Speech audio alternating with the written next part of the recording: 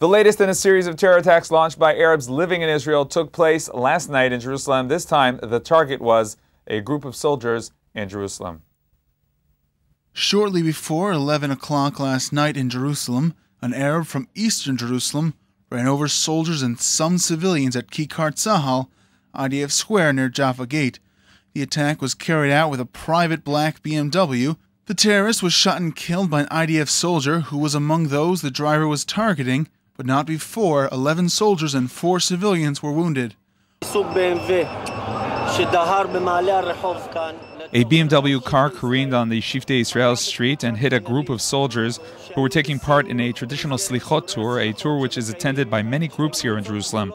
As a result of the collision, around 20 were wounded. All except for one are suffering mild to moderate injuries.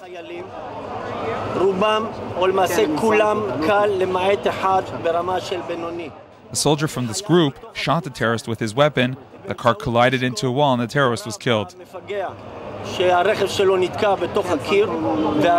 One victim is in serious condition, with all others suffering light to moderate injuries. Most of the wounded were evacuated to Hadassah Ein Kerem Hospital, with 7 sent to Shaarei Tzedek Hospital. Most were soldiers who had gone to the Old City to participate in the nighttime Slichot prayers recited before Rosh Hashanah. After the attack, a group of Haredi religious Jews gathered in a spontaneous protest near the scene of the incident.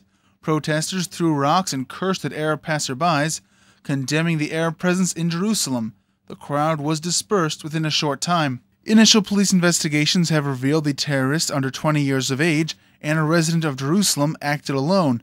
However, security forces are following all leads that may indicate a connection with Palestinian Authority terrorist organizations. The terrorist has been identified as Qassem Salah al-Mughrabi. This is the 4th attack in the city of Jerusalem by Israeli Arabs. The first was the Merkaz Harav massacre, which killed 8 students. The second involved a tractor, and the third was perpetrated by a bulldozer driver. 3 Israelis were killed, with scores injured in the second and third attacks. All of the terrorists were Israeli Arabs from eastern Jerusalem, working in the city. Following the latest attack, Defense Minister Ehud Barak called for the destruction of the homes of all 3 Jerusalem terrorists and demanded the legal process for this action be drastically shortened. At this time, the destruction of the home of a terrorist can be postponed almost indefinitely.